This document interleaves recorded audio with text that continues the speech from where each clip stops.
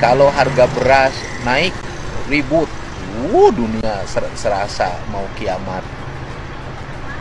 Tapi harga skincare naik yang tidak ada kaitannya dengan kehidupan, pada diem lagi. Tapi harga beras naik, ributnya luar biasa. Ini adalah Trend of the Week Maret minggu pertama tahun 2024. Kembali kita mulai dengan serba-serbi Gaza yang telah memasuki hari ke-148. Jumlah warga Palestina yang tewas dalam perang Israel di Gaza mendekati 30.000 orang. Sementara anak-anak menderita kekurangan gizi dan dehidrasi. Bahkan, ada 6 anak yang dilaporkan meninggal dunia akibat kekurangan gizi. Tragisnya lagi, lebih dari 100 nyawa melayang dan sekitar 750 orang lainnya mengalami luka-luka serius setelah insiden tragis di mana pasukan Israel menembaki warga Palestina yang berusaha mencari makanan dasar, tepung untuk keluarga mereka saat kelaparan melanda di jalur Gaza. Sementara upaya diplomasi masih belum ada tanda-tanda menemukan titik terang. Sang Jun, duta besar Cina untuk PBB, menyampaikan pendapatnya di hadapan Mahkamah Internasional alias ICJ di Den Haag untuk membela Palestina. Dengan tegas ia mengatakan bahwa perjuangan bersenjata yang dilakukan oleh suatu rakyat untuk membebaskan diri dari kolonialisme, penjajahan, agresi, dan dominasi asing tidak dapat disamakan dengan tindakan terorisme. Ia menegaskan bahwa hak untuk melawan penjajah dan penindasan adalah bagian dari hak asasi manusia yang diakui secara internasional. Sebaliknya, Selandia Baru justru memasukkan kelompok Hamas sebagai entitas teroris. Dan di saat bersamaan mereka mengutuk pemukim ekstremis Israel yang dikatakan telah melakukan serangan kekerasan terhadap warga Palestina di tepi barat yang diduduki. Di sisi lain, saat Parlemen Israel atau Knesset menggelar pemungutan suara untuk mengesahkan keputusan pemerintah yang menolak usulan internasional yang mendukung pendirian negara Palestina merdeka, anggota Knesset Israel Hanok Milbitsky justru memperkeruh suasana dengan melontarkan pernyataan kontroversial kepada politisi Arab Palestina Israel, Ayman Odeh.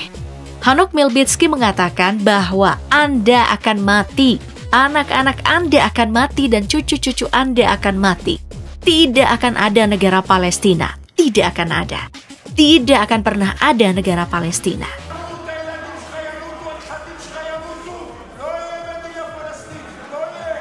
Baik, kita lanjut ke serba-serbi pemilu 2024 yang makin kesini, makin kesana.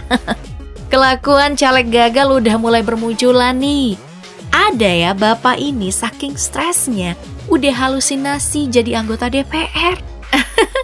Bapak ini katanya udah mengenakan setelan jas setiap hari, seolah-olah udah jadi anggota dewan. Ya Allah, sabar ya Pak, dicoba lagi 5 tahun mendatang. Pegang.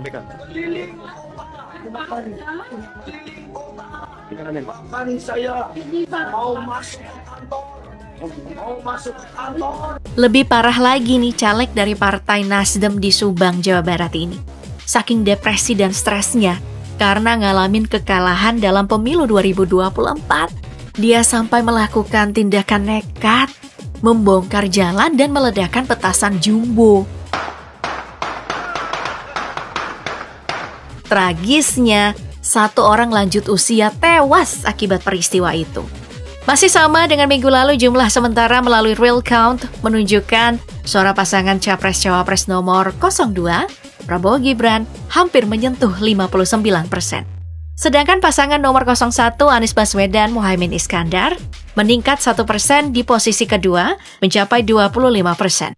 Dan di posisi ketiga, Capres-Cawapres 03, Ganjar Pranowo Mahfud MD, masih dengan persentase mencapai 17%.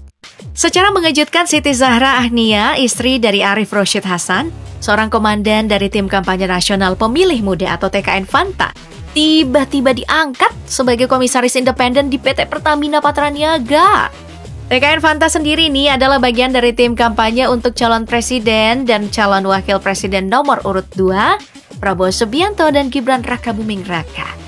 Penunjukan Zahra Ahnia dalam tugas barunya ini menimbulkan beberapa kecurigaan terkait hubungan antara dunia politik dan bisnis di Indonesia. Ada lagi nih yang di luar Nurul. Dewan Pengawas KPK dikabarkan menjatuhkan sanksi minta maaf kepada 78 pegawai KPK yang terlibat pungutan liar atau pungli di rutan KPK. Waduh. Eksekusi hukuman itu dilakukan katanya sudah sesuai dengan keputusan etik. Jelas, ini bikin netizen geram dong. Pemilik akun X @newsair ini sampai mengumpat, goblok. Puluhan kriminal bukannya diproses penyidikan malah dibikinin seremoni gak jelas biar mereka minta maaf. WK. Kalau minta maaf ada gunanya, buat apa ada kantor KPK atau polisi? Menurut kamu gimana nih Pop Gengs? Ada hubungannya sama menyambut bulan puasa gak sih? Maaf-maafan ya. Minal aidin wal faizin Pop Gengs. Nih, gak kalah viral video ibu-ibu rebutan beras di supermarket.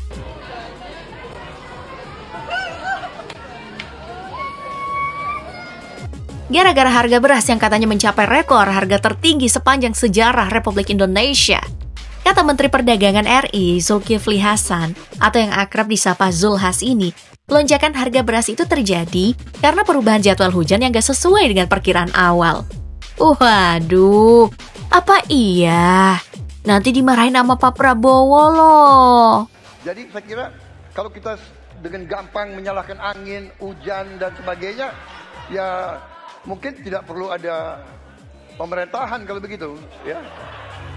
Tapi ada tanggapan dari Deddy Mulyadi nih yang lebih menohok dan bikin emak-emak autogram dan kontroversi. Soalnya doi bandingin harga beras sama skincare dan rokok. Ya beda lah Pak. Kalau harga beras naik, ribut. Dunia serasa mau kiamat. Tapi harga skincare naik yang tidak ada kaitannya dengan kehidupan, pada diem aja. Harga rokok naik, diem aja. Tapi harga beras naik, ributnya luar biasa. Pelajaran penting ya. Saya mau ke toko beras, mau nanya nih beras ini berapa sekarang. Lanjut ke dunia hiburan. Minggu ini netizen sempat dihebohkan dengan video aliran sesat yang menjelaskan katanya membolehkan anggota mereka bertukar pasangan. What? Sama-sama suka ya udah langsung aja. Sama siapa aja boleh. Penting kita sama-sama suka. Tuker-tukeran pasangan ini.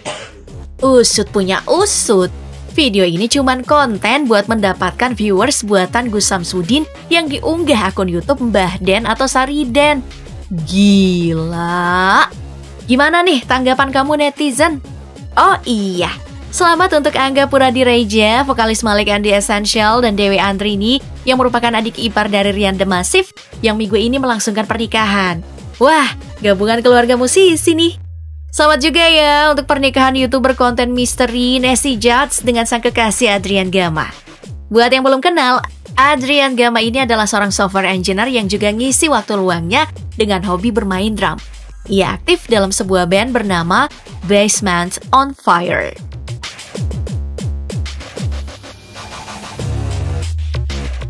Next, dari dunia olahraga minggu ini,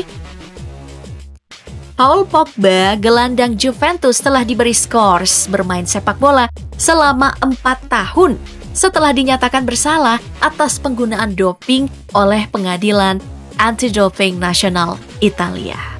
Lebih heboh lagi yang dialami nama Cristiano Ronaldo.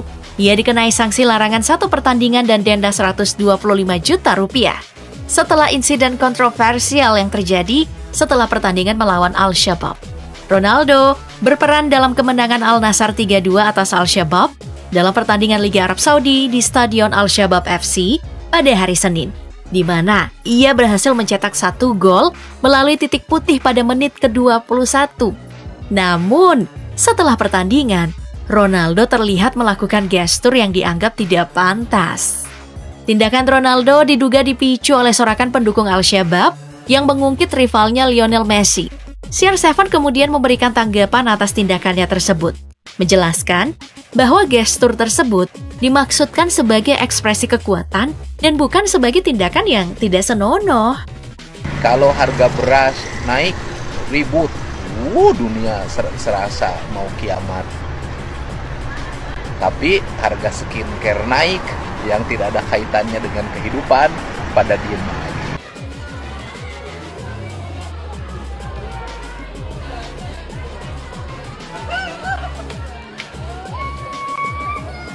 Sama-sama suka ya udah langsung aja. Sama siapa aja boleh. Yang penting kita sama-sama suka.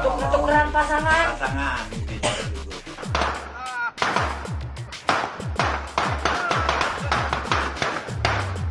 Allahu Akbar. Allahu Akbar. Ini istrinya teman-teman. Ya Allah.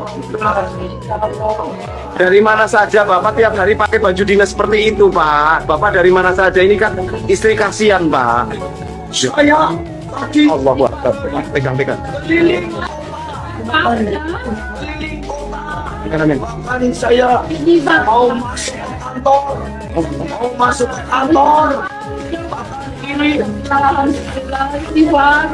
saya Berarti kalau ngaji di sini boleh istrinya ganti-gantian.